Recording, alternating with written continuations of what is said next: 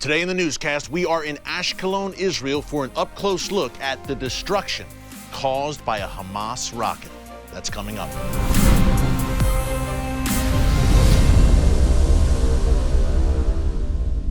Hey folks, Erick Stakelbeck here. Welcome to the Watchman Newscast. We are continuing our tour of Israel, an incredible Watchman production that we are in the middle of right now, bringing you great content, not only for the newscast, but for the Watchman TV show on TBN. Right now, I am in Ashkelon, Israel, about 8 miles north of the Gaza Strip, hugging the Mediterranean coast, and behind me, you can see pretty clearly what used to be a home, a residential home in a residential neighborhood in Ashkelon. Now this home is gone. It's set to be demolished most likely because it was completely devastated by a Hamas rocket. Not rockets, one Hamas rocket, folks, caused this damage, destroyed this beautiful home in a beautiful community, Ashkelon, Israel. About 160,000 people live here.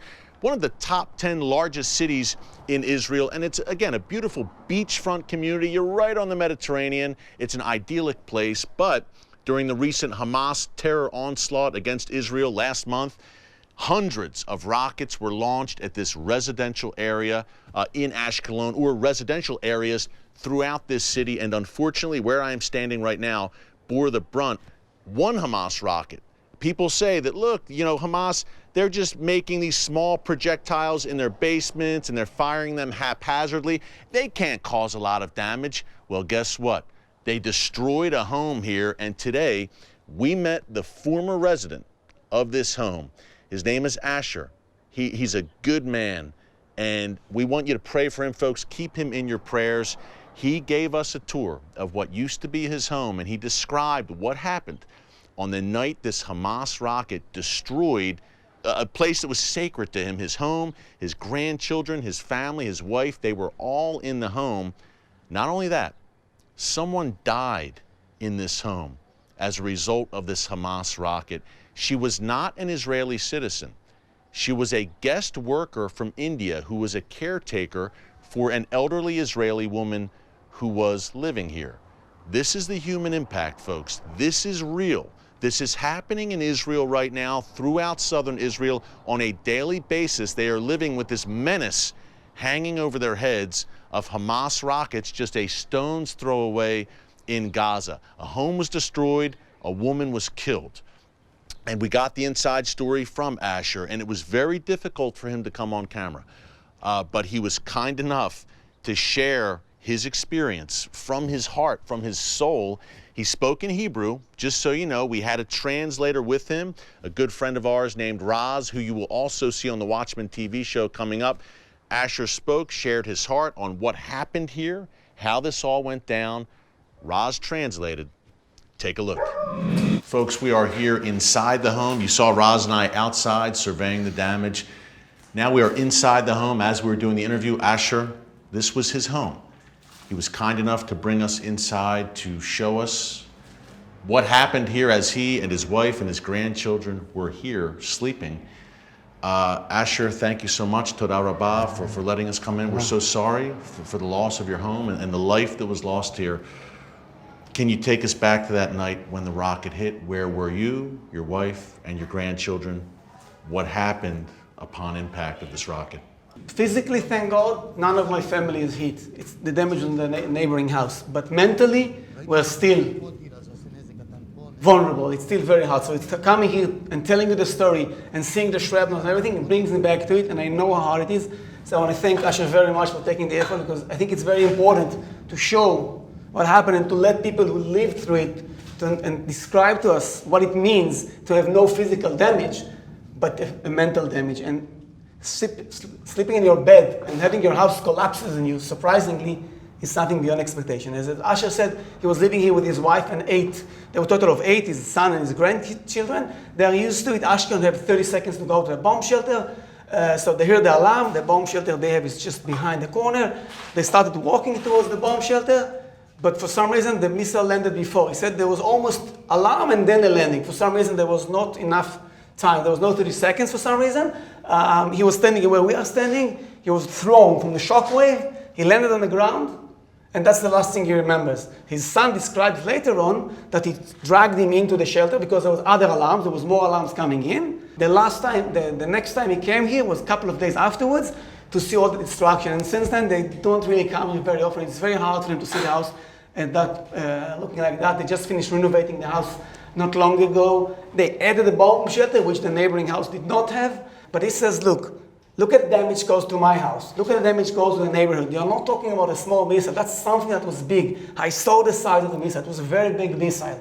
And that's something that we need to understand. This is a damage caused by a big missile. Why? Why is the damage? Look, why does it have to do like that? Why do you have to live like that? Why don't, like we warn them before we cause damage, they want to destroy my house, take my house, but let me go out first, like we do over there. And why focus on violence anyways? I remember in the 70s, he says, being an Israeli, going to Gaza, visiting there, eating with them. Why can't they take all the money that's being brought to them by Qatar and by foreign organizations, and instead of focusing and building more violence, more weapons, more ammunition, rebuilding their house, because he says, I know, I am now in the pain and I feel the pain of my neighbors who also suffer, because Hamas, instead of building their houses, instead of building the infrastructure, improving their life, Hamas is building more weapons and is going to flame up the next round. Why not go back to the peace we had back in the 70s?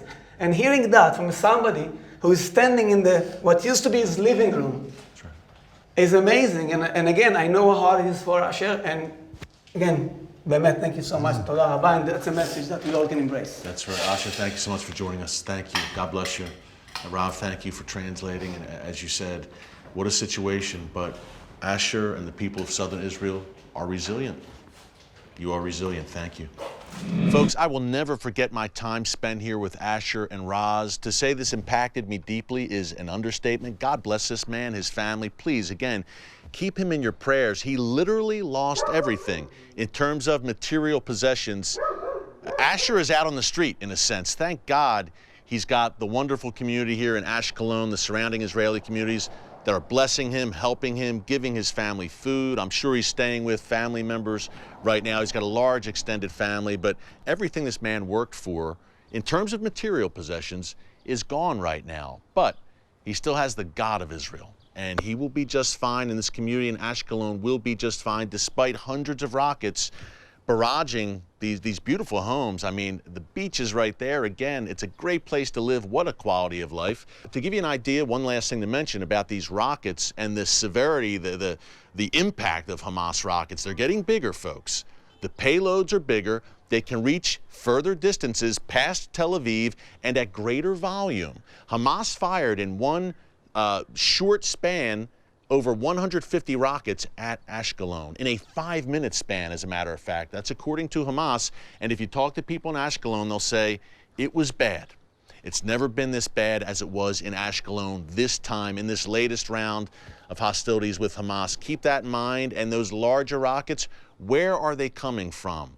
Look no further than Iran, the head of the snake. Things are intensifying because Iran wants them to intensify through its proxies, Hamas and Palestinian Islamic Jihad. Now, we are bringing you these on-the-ground reports from Israel throughout the week into next week, and really in the weeks to come. We're getting a lot of reports here for the TV show and for the newscast. If you missed anything this week, check it out in our archives under newscasts. Hey, to give you a rundown, Tuesday, we were at the Temple Mount and on the Temple Mount to bring you the true history of that site in Jerusalem. Wednesday, we were on the Israel-Lebanon border with an Israel Defense Forces major to get the inside story of the Hezbollah threat as we overlooked southern Lebanon, Hezbollah country. Yesterday, we were also here in southern Israel getting an up-close look at Iron Dome, the incredible missile defense system. And today, of course, we are in Ashkelon showing you the human impact of this Hamas rocket barrage. So stay tuned here. We're going to have a lot more great material coming to you from on the ground in Israel in the days to come.